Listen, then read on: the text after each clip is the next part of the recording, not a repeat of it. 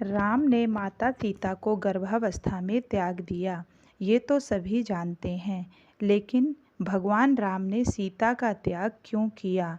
माता सीता को अपने कर्मों का फल भोगना था, इसी कारण उन्हें ये दंड मिला। मिथिला नगरी में जनक राजवंश राज करता था। उन्हीं में से एक राजा शीर ध्वज थे। एक बार यज्ञ के लिए वो जमीन जोत रहे थे। उसी समय वहां से एक छोटी कन्या निकली थी। इस सुंदर कन्या को देखकर राजा को बहुत खुशी हुई। उन्होंने उस कन्या को अपनी पुत्री बना लिया।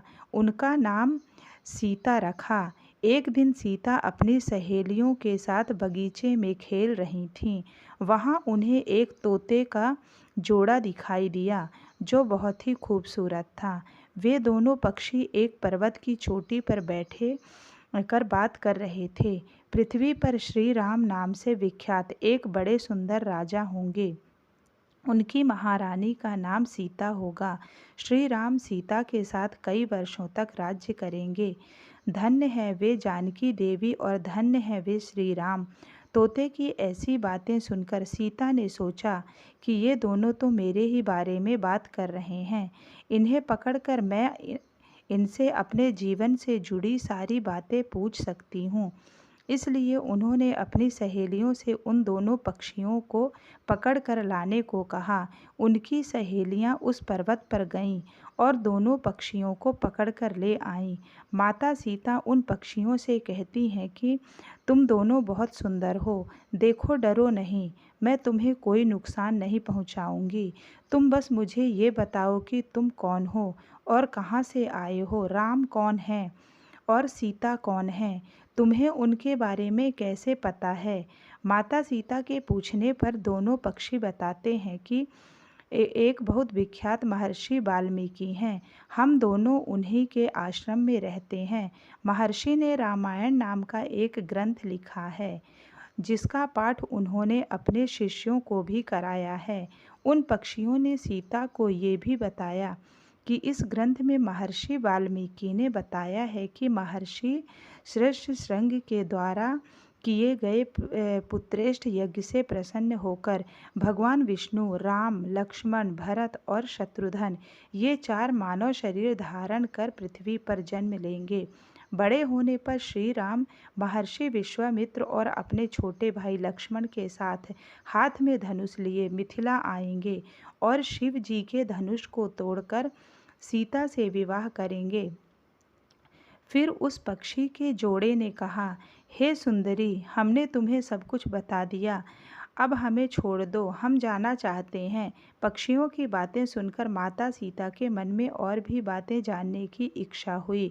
उन्होंने उन दोनों से पूछा कि राम कहाँ होंगे, वे किसके पुत्र होंगे, कैसे वो मिथिला आकर जानकी से विवाह करेंगे। नर तोता बोला कि श्री रामचंद्र का मुख कमल के समान सुंदर, नेत्र बड़े बड़े और खिले हुए, नासिका ऊंची, पतली भुजाएं, घुटनों तक गला शंख के समान होगा।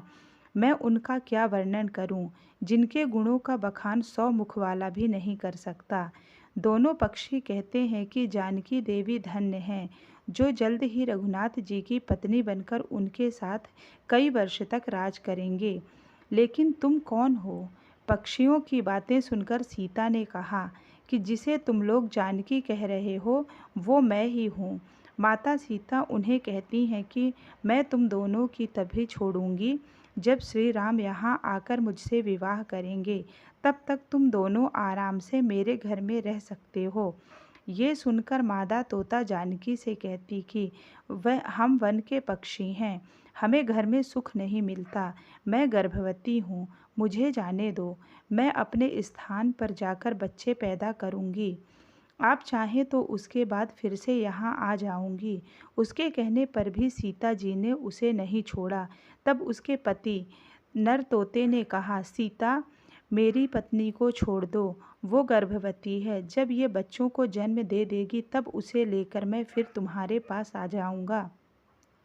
तब माता सीता ने कहा, तुम आराम से जा सकते हो, लेकिन ये मुझे बहुत पसंद है, तुम घबराओ नहीं, मैं इसकी अच्छे से देखभाल करूंगी।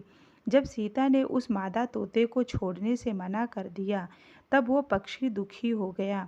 पक्षी दोबारा सीता जी से निवेदन करता है कि मैं अपनी पत्नी के बिना जिंदा नहीं रह सकता, इसलिए इसे छोड़ दो। माता सीता, तुम बहुत अच्छी हो, मेरी प्रार्थना मान लो। इस तरह उसने बहुत समझाया, लेकिन सीता ने उसकी पत्नी को नहीं छोड़ा।